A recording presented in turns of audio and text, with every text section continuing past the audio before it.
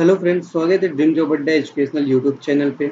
आज की वीडियो उन बच्चों के लिए बेनिफिट होने वाला है जिन्होंने मध्य प्रदेश कांस्टेबल का फॉर्म भरा और फॉर्म भरते समय कुछ गलतियां कर दी हैं। तो हम इस वीडियो में देखेंगे कि हम किन किन चीज़ों पे जो गलतियां हैं उनको सुधार कर सकते हैं और जो संशोधन की लिंक है कब तक एक्टिव होगी, क्योंकि अभी तक लिंक एक्टिव नहीं हुई है। और इसके साथ ही हमारे इस चैनल पे आपको स्टैटिक जीके की क्लास मिलेगी। पर डे आपको एक स्टैटिक जीके की मिलेगी, चाहे वो नृत्य हो, मेले हो, त्योहार हो, ये सब चीज़ें, त्योहार हो गया, नृत्य हो गया, मेले, इन सब चीज़ों की से रिलेटेड जितने भी स्टैटिक जी के क्वेश्चंस आ रहे हैं इस समय व्यापम के एग्जाम में, उन सब चीज़ों को मिलेंगे। देन आपको मैथ प्लस रीजनिंग की पर डे प्रैक्टिस क्लास मिलेगी, per day practice class plus science की भी प्रैक्टिस क्लास मिलेगी। इन तीनों की आपको प्रैक्टिस क्लासेस मिलेंगी। तो देखते हैं क्या क्या हम चीज़ों पे संशोधन करते हैं। फर्स्ट आप देखिए कि फॉर्म भरने की डेट 26/6 से स्टार्ट हो चुकी है और 10/7 तक फॉर्म भरेंगे। ठीक है, 10 जुलाई तक आप फॉर्म भर सकते हैं।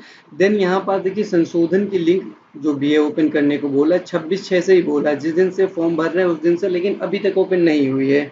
और ये आवेदन जो है संशोधन हो सकता है आपका 15/7 तक हो सकता है, 15/7 तक, इसका जुलाई तक आप इसमें संशोधन कर सकते हैं। एग्जाम की डेट दी है। जब भी आप इसकी साइट को ओपन करेंगे संशोधन के लिए, कुछ इस तरह का आपको बन के आ रहा होगा।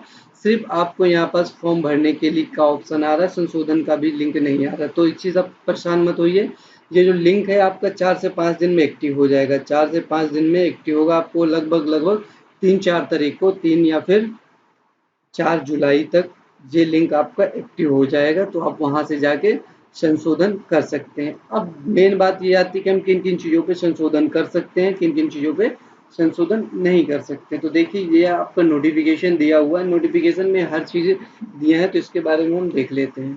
देखो फर्स्ट क्या दिया है, निर्धारित तिथि में जमा किए गए आवेदन ऑनलाइन आवेदन पत्र में संशोधन की व्यवस्था। देखिए किस प्रकार इसकी व्यवस्था है।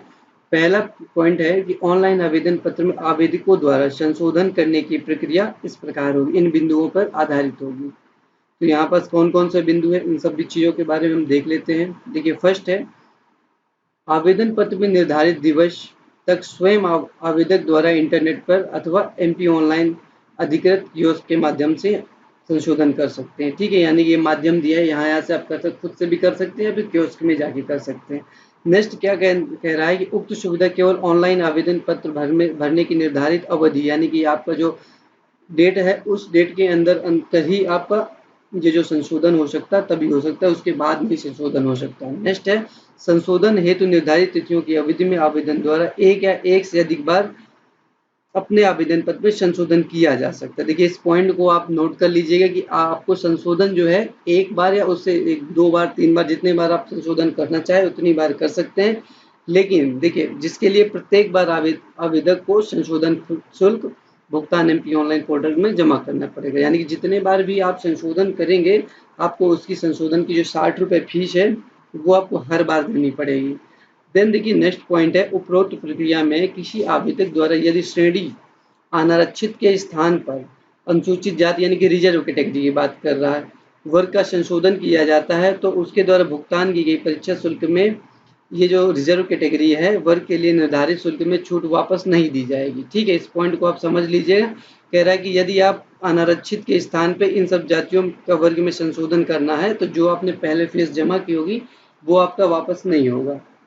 देन नेक्स्ट पॉइंट है, परंतु यदि आवेदक द्वारा अनुसूचित जाति, अनुसूचित जनजाति, अन्य पिछड़ा वर्ग श्रेणी से अनारक्षित का संशोधन करना है तो उसे अनारक्षित के लिए निर्धारित परीक्षा शुल्क के पूर्व जमा की गई राशि का शेष राशि भुगतान करना पड़ेगा।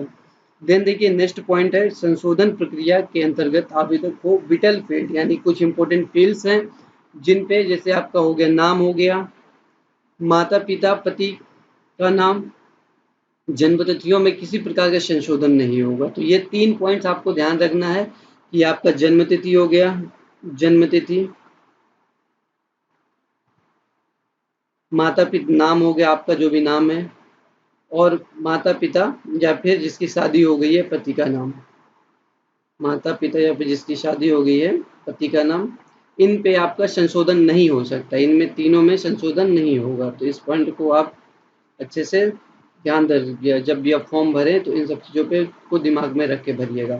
देखिए नेक्स्ट पॉइंट है, संशोधन के लिए निर्धारित अवधि में स्वयं आवेदक द्वारा ऑनलाइन आवेदन पत्र क्रमांक, ट्रांजेक्शन आईडी नंबर तिथि का उपयोग कर ऑनलाइन। देखिए इस पॉइंट को आप जरूर ध्यान रखिएगा कि जब भी आप फॉर्म भरें तो कुछ जैसे आपका ट्रांजेक्शन आईडी जैसे फीस जमा करेंगे वो आपके पास होना चाहिए, आवेदन पत्र क्रमांक आपके पास होना चाहिए, डेट ऑफ बर्थ तो होगी, ठीक है। ये 2 चीज़ों को आपको ध्यान रखना है जब भी फॉर्म भरें तो हमेशा इसके स्क्रीनशॉट लीजिए या फिर आप प्रिंट जब भी प्रिंट करके रख लीजिएगा, क्योंकि जब आप संशोधन करेंगे तो ये सब चीज़ों को ज़रूरत पड़ेगी।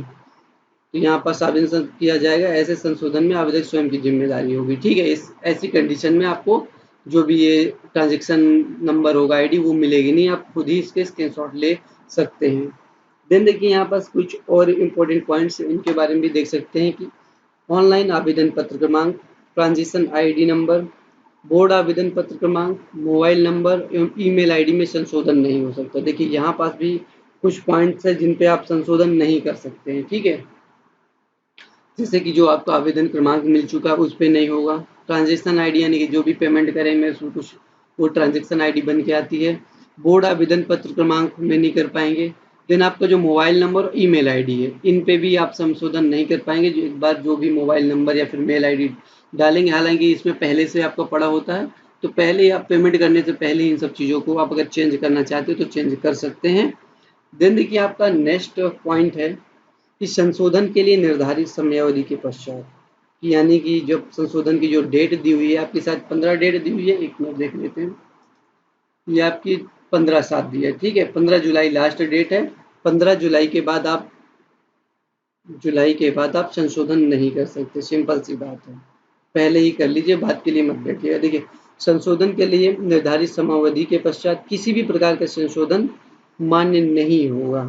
अभ्यर्थी के किसी भी प्रकार के आवेदन पत्र पर ईएसबी द्वारा विचार नहीं किया जाएगा तथा अभ्यर्थी के पत्र को नस्तीबद्ध करते हुए ईएसबी द्वारा प्रत्युत्तर नहीं दिया जाएगा। तो इसका सीधा सा मतलब ये है कि अगर आप समय के बाद कर रहे हैं, संशोधन कर रहे हैं, तो उसके लिए जो आपका ईएसबी यानी कि व्यापम है वो जिम्मेदार नहीं होगा, वो किसी प्रकार का रिस्पॉन्सिबल नहीं होगा, सिर्फ आप ही रिस्पॉन्सिबल होंगे।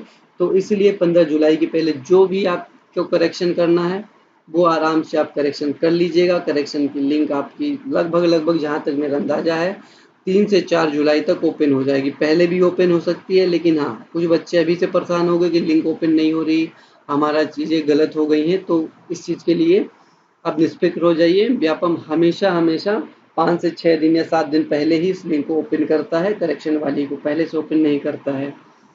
वीडियो पसंद आए तो चैनल को सब्सक्राइब कीजिएगा, वीडियो को लाइक और शेयर जरूर कीजिएगा।